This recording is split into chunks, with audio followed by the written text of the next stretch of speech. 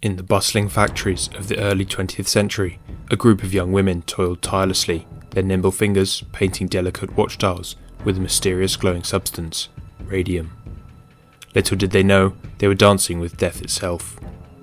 Day by day, these brave souls meticulously applied the luminous paint, blissfully unaware of the invisible peril lurking within. With each stroke, they unknowingly sealed their fate, as the radioactive radium seeped into their bodies, poisoning them from within. As time passed, the true horror of their situation began to unfold.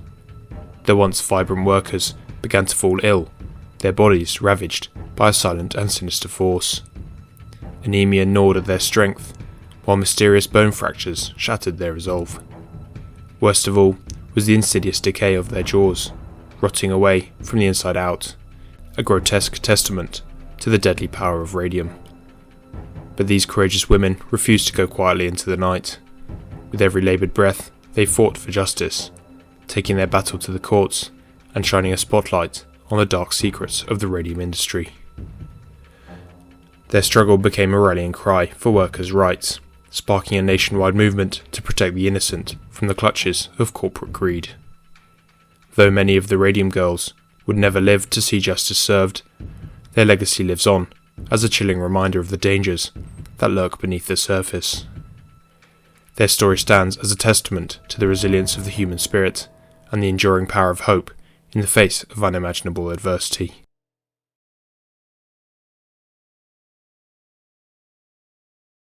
The illnesses begin. At the onset of World War I, several factories were established across the United States to produce watches and military dials painted with a material containing radium, a radioactive element that glows in the dark. Hundreds of young women were hired for the well-paying painting jobs because their small hands were well suited for the exacting detailed work. Radium had been discovered just 20 years earlier by French physicists Marie and Pierre Curie, and its properties were not well known. Because it had been used successfully in the treatment of cancer, many considered radium a miracle element, and a variety of commercial products were manufactured in which radium was an ingredient, including toothpaste and cosmetics.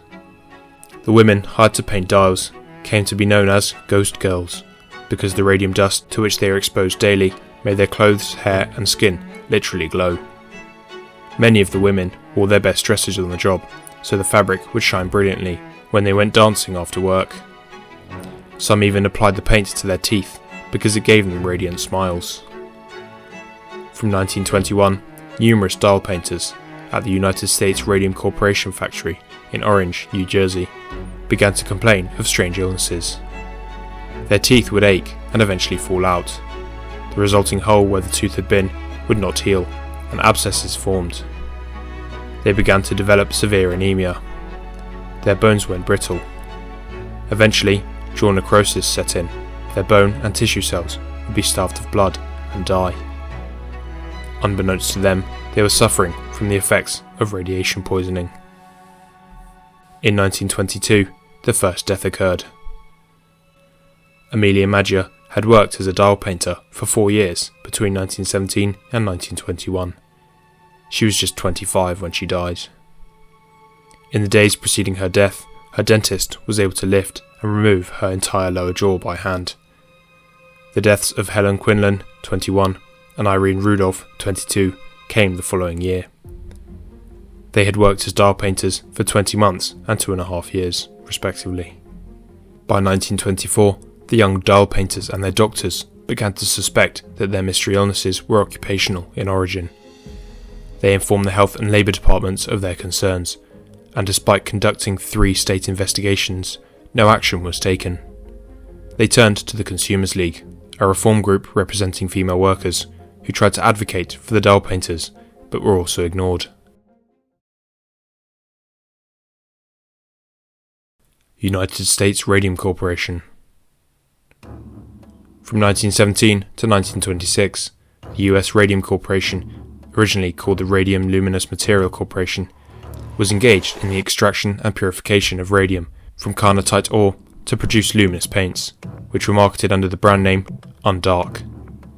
The ore was mined from the Paradox Valley in Colorado and other undark mines in Utah. As a defense contractor, US Radium was a major supplier of radioluminescent watches to the military. Their plant in Orange, New Jersey, employed as many as 300 workers, mainly women, to paint radium-lit watch faces and instruments, promising them that the substance they were working with was perfectly safe. The employer of the New Jersey dial painters refused to accept any responsibility for their illnesses, insisting that radium was completely harmless, and their illnesses were not occupational. The USRC claimed the women were suffering from syphilis, a highly stigmatized sexually transmitted infection. They did this to discredit the women's testimony and embarrass them into silence. In March 1924, the company conducted a covert internal investigation, led by Harvard physician Cecil Drinker. The investigation concluded in June, with Drinker informing the company that radium was the likely cause of the dial painters' illnesses, and recommending some safety precautions. The company president rejected the findings, and the Drinker report was promptly buried. The USRC submitted a fraudulent report to the Labour Department with falsified results that exonerated them as not culpable for the women's illnesses. Their deception did not come to light until August 1925. As many leading radium scientists had investments in radium companies, they were disinclined to disclose the dangerous side effects. Scientists had known since 1914 that radium could cause anaemia and skin burns. It would later be revealed during the litigation that the USRC scientists and management had taken considerable precautions to protect themselves from the effects of radiation, but did nothing to protect their dial painters.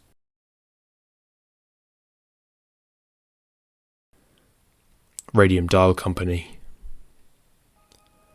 Unfortunately, however, the USRC wasn't the only company misleading their employees. The Radium Dial Company was established in Ottawa, Illinois, in 1922, based in the town's former high school. Like the United States Radium Corporation, the purpose of the studio in Ottawa was to paint dials for clocks, their largest client being West Clocks Corporation in Peru, Illinois. Dials painted in Ottawa appeared on West Clock's popular Big Ben, Baby Ben, and their travel clocks, and like the USRC, Radium Dial hired young women to paint the dials, using the same lip-dip paint approach as the women in New Jersey, and by another unaffiliated plant in Waterbury, Connecticut, that supplied the Waterbury Clock Company.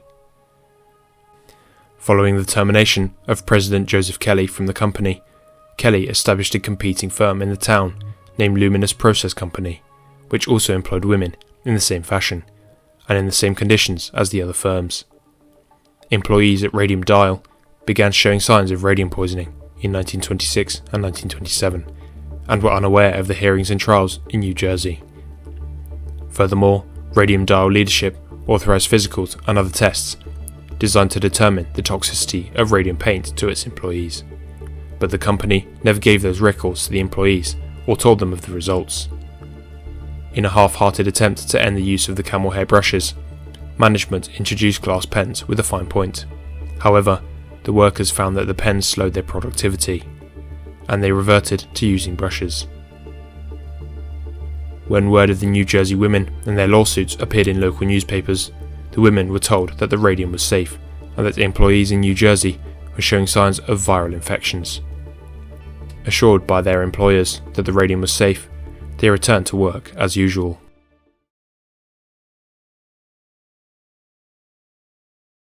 Taken to court. By the mid-1920s, there was growing medical evidence demonstrating the link between radium and jaw necrosis.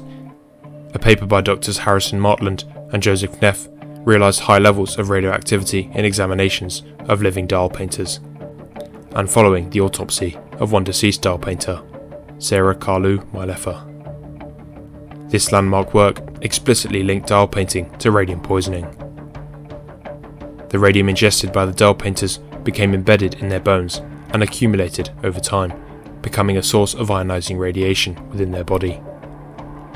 This internal source of radiation gradually killed healthy cells and eventually destroyed their bone marrow and blood cells, culminating in the horrific symptoms the dial painters were experiencing. In 1927, 5 surviving radium girls filed a lawsuit against their former employers. It had taken them 2 years to find a lawyer willing to represent them against the industrial radium complex. By the start of the trial in 1928, all 5 women were too ill to raise their hands to take the oath. 2 women were bedridden, and 1 other could not sit up without the use of a back brace. Fearing that they would not survive a lengthy trial, the women and their lawyers made the decision to settle the case out of court in June 1928.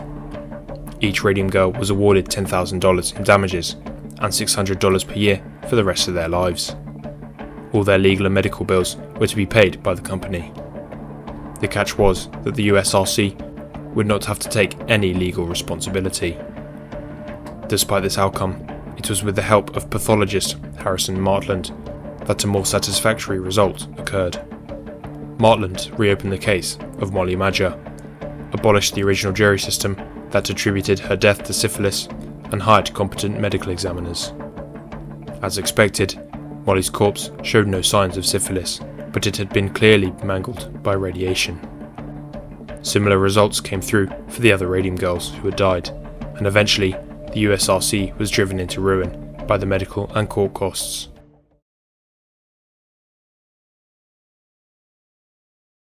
Time gone forever. Vindication came too late for most of the radium girls. Many died young, usually in horrible pain and fear, while others lived many years with weakened bones, lost teeth, and various forms of cancer, which may or may not have been caused by their exposure to radium as teens. After a typically protracted and ugly court battle, some of the girls were compensated, others weren't, and life went on. As of 2015, Mabel Williams of Olympia, Washington, was the last surviving radium girl. She died aged 104 and had worked for the USRC at the age of 16. The legacy of the radium girls can't be understated. Their case was among the first in which a company was held responsible for the health and safety of its employees, and it led to a variety of reforms, as well as to the creation of the US Occupational Safety and Health Administration. The radium girls' pain and deaths were entirely avoidable. With just a few simple safety measures, their lives could have been spared. It is estimated that radium was responsible for the deaths of 112 dial painters in total. That radiant glowing substance still sits in their bones, which continue to glow beyond the grave. Thank you for watching this video. If you enjoyed it, then please give it a like. And for more amazing tales and thrilling stories, don't forget to subscribe to Uncovered Secrets. Also, hit the bell icon to stay notified for every release.